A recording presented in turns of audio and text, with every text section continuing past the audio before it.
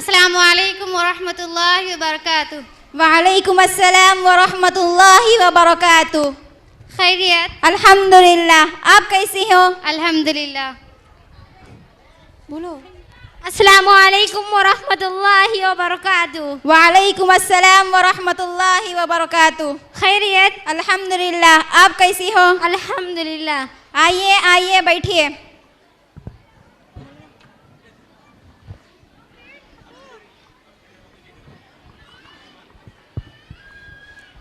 आलिमियत पढ़ रहे थे ना, खत्म हो गया या और पढ़ना बाकी है? अल्हम्दुलिल्लाह बहन, 1 साल और पढ़ना बाकी है। जामिया तज़कियतुल बनात में ही पढ़ रही है ना? हाँ बहन, जामिया तज़कियतुल बनात में ही पढ़ रहे हैं।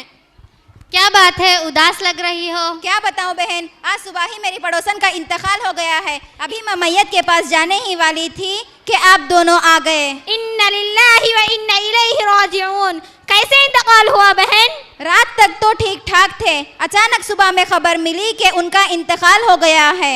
अरे बहन, इंसान की जान तो अल्लाह की अमानत है। वो जब चाहे जैसी हालत में चाहे अपनी अमानत को ले लेता है, और हम सबको भी एक ना एक दिन इस दुनिया को छोड़कर जाना ही है।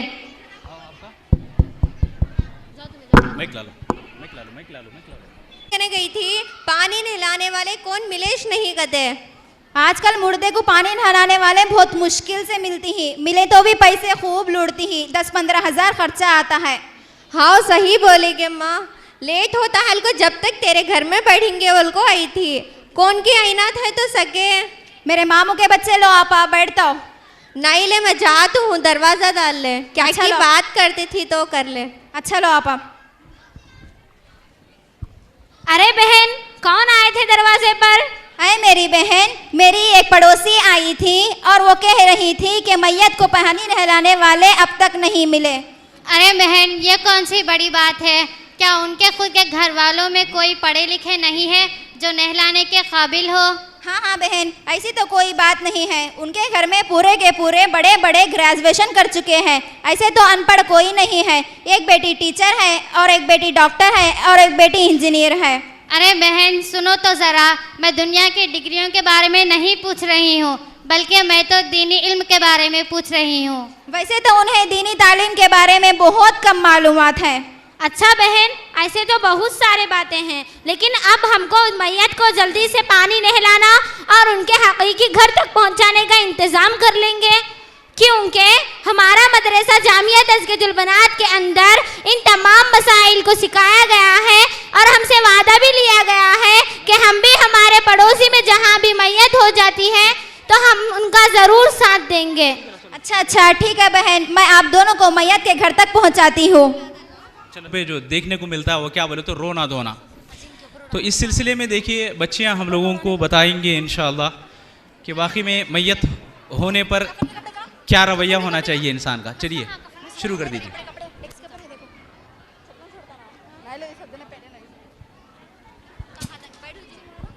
समझाओ उनको, रोने वाले को समझाओ, वैसे रोना नहीं है, इस्लाम में जायज़ नहीं।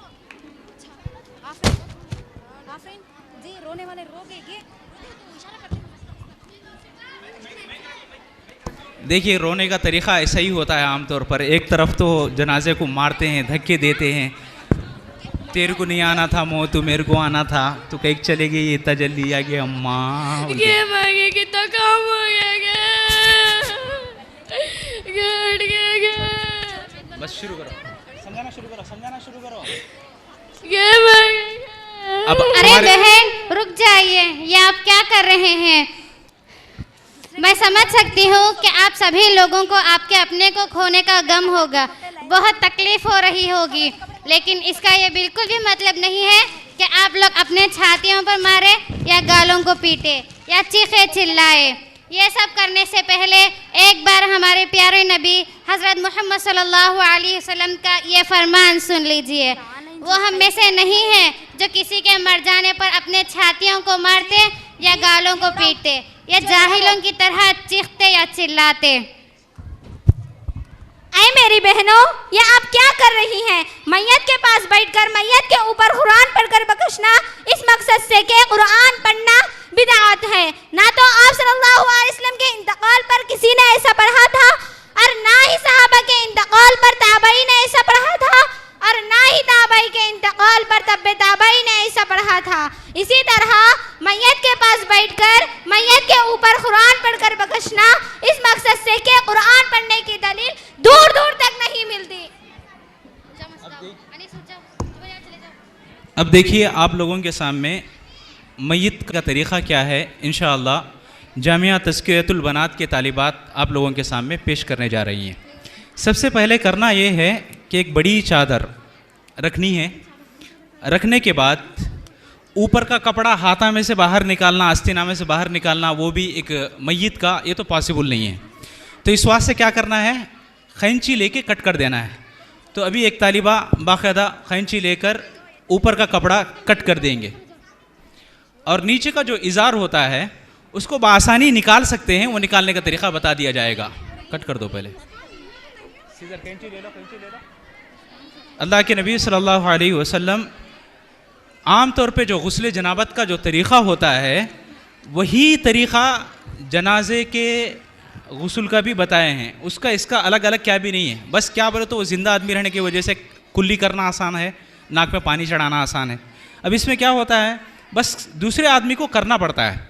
और इस बारे में जहन में रखें, अल्लाह के नबी सल्लल्लाहु अलैहि वसल्लम फरमाते हैं जब भी किसी मैयत को गुस्ल देने का मामला हो तो जो सतर होता है वो सतर को हरगिज़ नहीं देखना है। मर्द का सतर नाफ के पास से लेकर घुटनों तक, और औरतों का बाकायदा गले के पास, थूड़ी के पास से लेकर पैरों तक मुकम्मल तरीक़ा रखना है। जो भी गुस्ल देने वाले लोग होते हैं वो हरगिज़ सतर शुदा चीज़ों की तरफ अपनी नज़र हरगिज़ आने देना नहीं। और उसी तरीके से जो कपड़ा ऊपर डाला जाता है सतर ढांपने के लिए, उसको भी बाकायदा नज़र रखते हुए इधर उधर हटेने जैसा देख लेना, ये ज़िम्मेदारी बनती है। साथ ही साथ अल्लाह के नबी सल्लल्लाहु अलैहि वसल्लम फरमाते हैं अगर जनाजा के अंदर कुछ भी ऐसी खामी देखी जाए जो बुरी हो तो हरगिज़ उसका तज़किरा किसी के सामने नहीं करना है। उसका तज़किरा करने से मना किया गया है। तो अपने भाई के ऐब को छुपाना है। जिस तरीके से ज़िंदा आदमी की इज़्ज़त में कुछ भी कमी आने नहीं देते, उसी तरीके से मुर्दा इंसान की इज़्ज़त में भी किसी किस्म की कमी आए नहीं जैसा देख लेना है। तो देखिए ऊपर का कपड़ा काट दिए, अब नीचे का कपड़ा आसानी से निकाल सकते हैं, वो निकालने का तरीक़ा बता रहे हैं। देखिए तो इस तरीके से पकड़ के, नहीं नीचे का तरीक़ा पकड़ के खींच के बताइए ना, काट के क्यों बता रहे हैं, खींच के बताइए। जो ख़वातीन हैं वो बैठ जाएं, पीछे के ख़वातीन को नज़र नहीं आता है, इस वास्ते बैठ जाएं। आप इधर बैठे सुनो, पूरा पीछे आ जाओ, इधर आ जाओ, पीछे आ जाओ। तो इस तरीके से यानी सतर का पूरा भरपूर ख्याल करते हुए कपड़े को खींच लेना है। ये हम में से हर कोई जानने की बात है। देखिए हर इंसान के घर में मौता बोलते सो आते रहते, तो उस वक्त बाकायदा ये सब जानकारी होना ज़रूरी है। अब देखो पूरे का पूरा यानी कपड़े निकाल दिए, ऊपर एक चादर डाल दिए। अब उसके बाद सबसे पहला काम गुस्ल के लिए क्या करेंगे, जब हम गुस्ल करने जाते हैं तो गलाज़त को पाक करते हैं। तो मैयत के साथ भी वही मामला करेंगे गलाज़त को पाक करने का।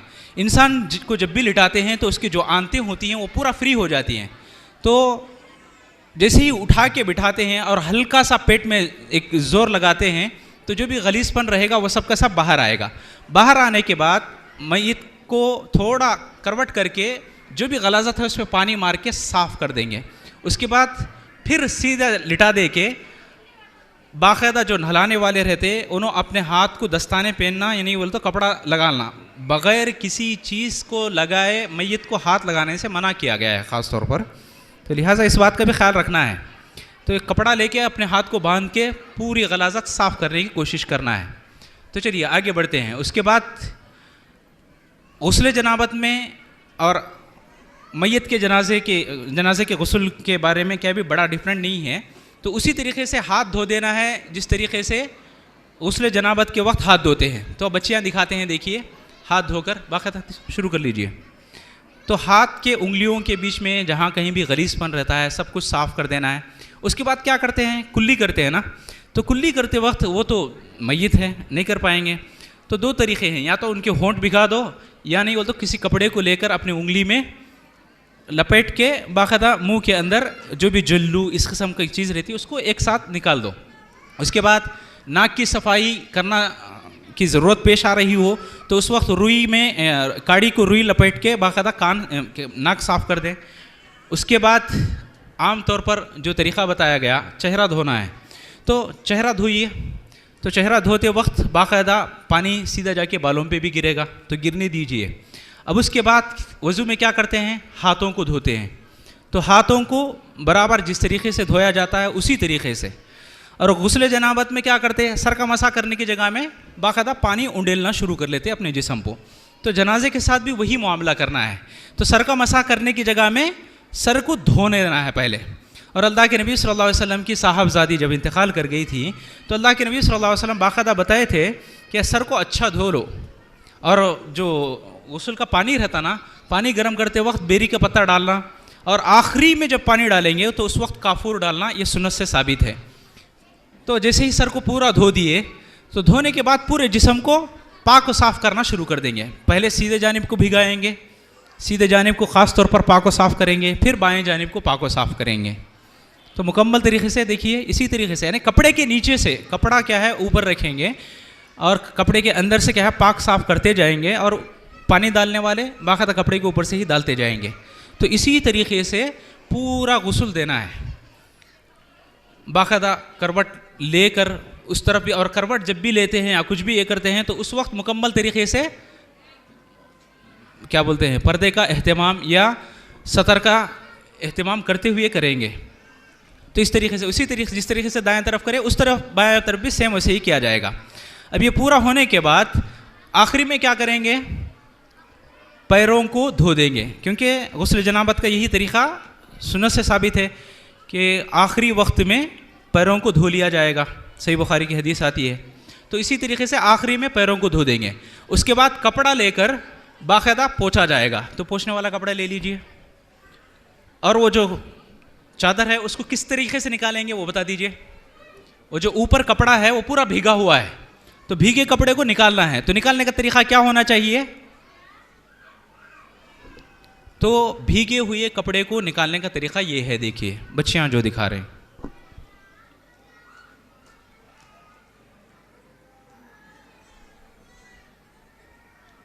निकाल दिए, नीचे का भीगा हुआ कपड़ा निकाल दिए पूरा। तो इस तरीके से निकाल जाता है, मतलब पूरे सतर का पूरा एहतमाम करना ज़रूरी है। सतर में किसी भी किस्म की कोताही हरगिज़ नहीं करनी है। अब उसके बाद पोंछना शुरू कर दीजिए, पोंछ देते हैं। और सर के बाल पोंछने के बाद ख़वातीन का अगर जनाजा हो तो 3 चोटियाँ डालने का हुक्म है। अल्लाह के नबी सल्लल्लाहु अलैहि वसल्लम 3 चोटियाँ को बाकायदा चोटियाँ बनाकर किसी स्काफ के अंदर रख के बाकायदा पीठ के पास छोड़ देने का हुक्म देते हैं। तो 3 चोटियाँ बना दिए और एक स्काफ के तौर पर बाकायदा वो बालों को ये करके नीचे छोड़ देंगे।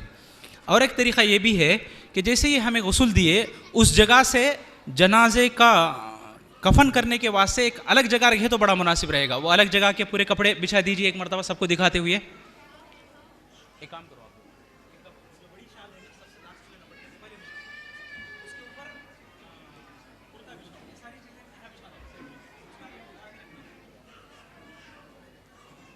यानी नहलाए एक तख्ते पर, और कफनाने के वास्ते दूसरे तख्ते पर आने से पहले एक बड़ी चादर उसको बिछा कर रख दीजिए, सहूलियत के लिए बता रहा हूँ। उसके बाद एक सीना बंद का कपड़ा ऊपर रख दीजिए, और इज़ार का कपड़ा भी ऊपर रख दीजिए। सीना बंद और इज़ार 2 कपड़े बिछा कर रख दीजिए। ये आसानी के लिए बताया जाता है।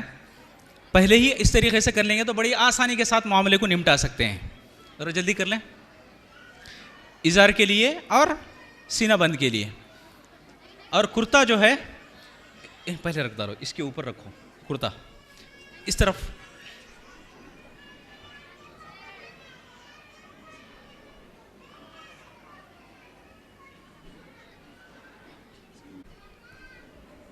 कुर्ता बोल के आता है जिसको बीच में कट कर दिया जाता है, उसको रख के उसके ऊपर सीना बंद और इज़ार रख दे के उसके बाद उठो जी, आप उठ के उधर सो जाओ, उनको बोलो उठ के सो जाओ उधर। तो मैयत को क्या करेंगे, सीधा सीधा ऐसा लिटा देंगे। लिटा देने के बाद बाकायदा वो सतर का पूरा पूरा ख्याल किया जाएगा। आपको सतर के बगैर दिखाया जा रहा है। तो पहले इज़ार बांध दीजिए, सीना बंद भी बांध दीजिए। इज़ार बांध देना है, साथ में सीना बंद। ज़रा एक काम करो, ऊपर की चादर निकाल डालो, ऊपर की चादर निकाल डालो ताकि तमाम बहनों को अच्छी तरीके से वाज़ेह तरीके से नज़र आ जाए। ठीक, इज़ार बंद दो, इज़ार बंद डालो, इज़ार बंद दिए, उसके बाद सीना बंद। सीना बंद कैसा लेना है, बाकायदा हाथों के अंदर से लेना है। ठीक, सीना बंद जी। तो इस तरीके से ऊपर नीचे 2 कपड़े बांध देंगे। आप इस तरफ है, सुनो बाहर, इधर आ जाओ, इधर आ जाओ बहनों को दिखने के लिए। आप इधर आ जाओ। ठीक, तो इस तरीके से करने के बाद इस कुर्ते को सर के अंदर पहना दो।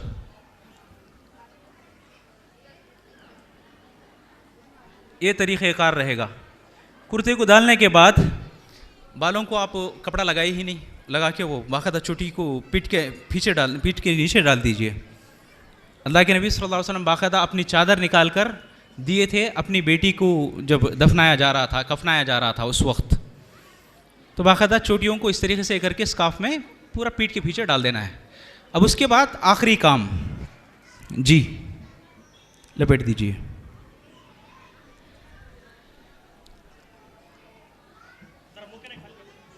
मुंह का नज़र खाली रखिए, उन्होंने जिंदा हैं तो मुंह के पास थोड़ा खाली रखिए उनके लिए। रुजू कर सकते हैं। अल्हम्दुलिल्लाह परवीन बाजी का अच्छा खासा तजुर्बा है इस मामले में। ठीक, उठ जाइए। ये रहा मुकालमा जो आप लोगों के लिए